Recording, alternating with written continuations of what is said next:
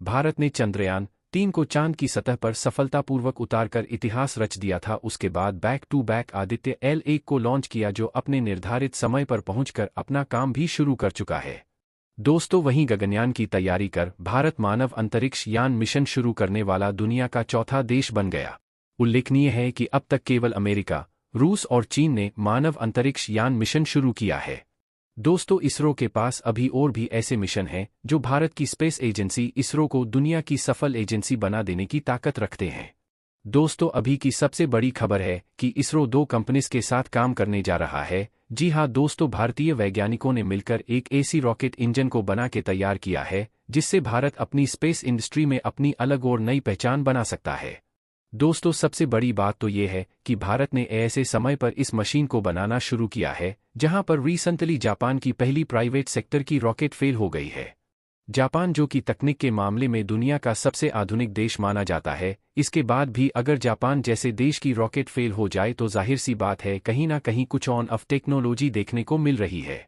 अब बात करते हैं भारतीय वैज्ञानिकों के द्वारा डेवलप की गई इस टेक्नोलॉजी के बारे में, जिससे भारत दुनिया भर में अपनी नई पहचान बनाने वाला है।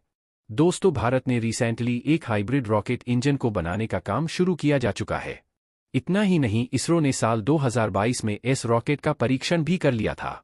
अंतरिक्ष अनुसंधान संगठन ने हाइब्रिड मोटर का सफल परीक्षण किया। इस परीक्षण से प्रक्षेपण वाहनों यानी कि रॉकेट को अंतरिक्ष में भेजने में काफ़ी मदद मिलेगी, क्योंकि इस मोटर की वजह से जब रॉकेट लॉन्च किया जाएगा तो ये मोटर रॉकेट को ज़्यादा एनर्जी प्रदान करेगी, जिससे रॉकेट पहले की तुलना में अधिक गति से ग्रेविटेशन फोर्स के अपोजिशन में पुश कर सकेगा।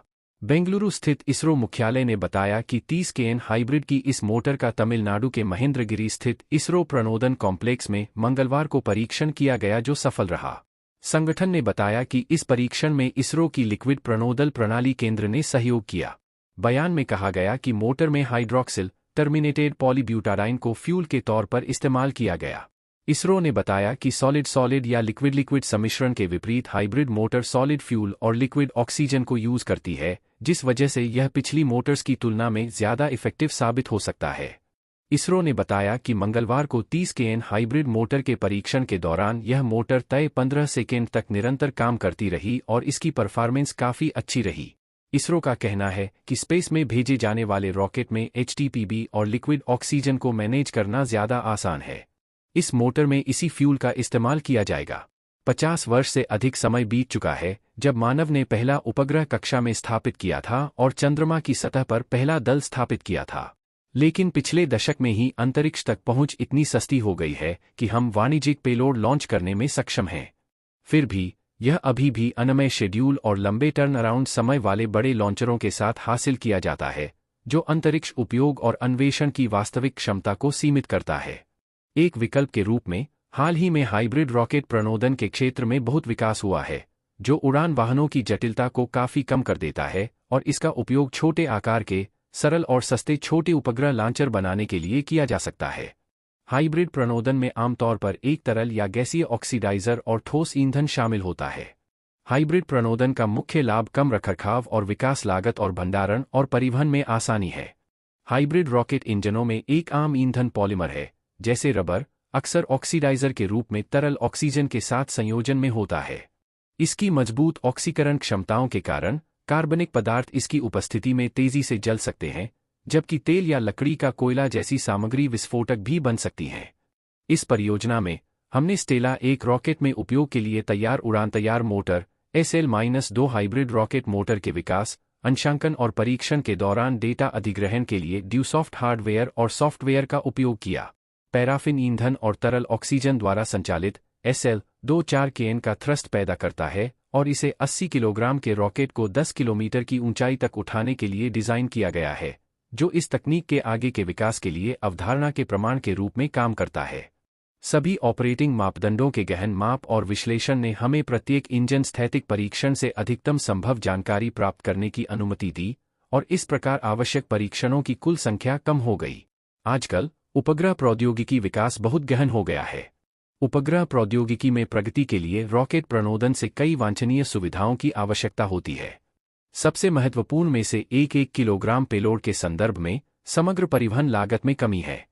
रॉकेट इंजन का उपयोग न केवल प्रक्षेपण वाहनों के लिए किया जा रहा है, एप्लीकेशन में उपग्रह पैंतरेबाजी और कक्षा स्थानांतरण, अंतरिक्ष जांच और लैंडर प्रणोदन भी शामिल है। अंतरिक्ष पर्यटन नामक एक बहुत ही दिलचस्प नया परिवहन क्षेत्र है। अंतरिक्ष को व्यापक रूप से सुलभ बनाने के लिए अंतरिक्ष परिवहन प्रणालियों के विकास, उत्पादन और उपयोग की लागत को कम करना आवश्यक है। इसका सुरक्षा स्तर पर भी प्रभाव नहीं पड़ना चाहिए। उच्च प्रदर्शन, भंडारण क्षमता, गैर-विषाक्तता और रॉकेट प्रणोदक की सुरक्षा सहित सुविधाओं की आवश्यकता होती है। रॉकेट इंजन के लिए कई अन्य विशेषताएं भी आवश्यक हैं।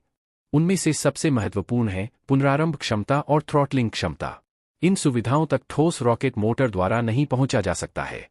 हालांकि एक तरल रॉकेट इंजन पुनः आरंभ करने योग्य और थ्रॉटल सक्षम दोनों हो सकता है, लेकिन इसे विकसित करना जटिल और बहुत महंगा है। अंतरिक्ष परिवहन के कई विशिष्ट क्षेत्रों में हाइब्रिड रॉकेट प्रणोदन पर विचार किया जा रहा है। वे अनुप्रयोग हैं माइक्रो सैटेलाइट, पैंतरेबाजी और कक्षा स्थानांतरण, चंद्र और ग्रहीय लैंडर, उपकक्षीय और कक्षीय पर्यटन वाहन। इनमें से कुछ एप्लीकेशन पहले ही स्वीकृत हो चुके हैं और अभी भी विकसित किए जा रहे हैं। हाइब्रिड प्रणोदन के सबसे सकारात्मक गुण हैं सरलता, सुरक्षा, रुकने और पुनः आरंभ करने की क्षमता, थ्रॉटलिंग क्षमता। हाइब्रिड प्रणोदक अधिकतर भंडारण योग्य और गैर विषैले होते हैं। इसके अलावा ईंधन और ऑक्सीडाइजर को अलग अलग चरणों में अलग और संग्रहित किया जाता है, जो सुरक्षा स्तर पर सकारात्मक प्रभाव डालता है। इस अध्ययन का उद्देश्य अनुसंधान और प्रौद्योगिकी विकास के इतिहास के साथ साथ हाल के अनुप्रयोग और भविष्य की प्रवृत्तियों सहित हाइब्रिड रॉकेट प्रणोदन के बारे में एक सिंहावलोकन करना है। आमतौर पर उपयोग किए जाने वाले ईंधन और ऑक्सीडाइजर प्रस्तुत किए गए हैं। हाइब्रिड रॉकेट मोटर में कम प्रतिगमन दर की समस्या को समझाया गया है। लेख में प्रस्तुत स्वयं के शोध के परिणाम भी हैं। दोस्तों, वीडियो में दी गई जानकारी आपको कैसी लगी, कमेंट बॉक्स में जरूर बताएं। वीडियो को लाइक करके चैनल को सब्सक्राइब जरूर कर लें। Thank you.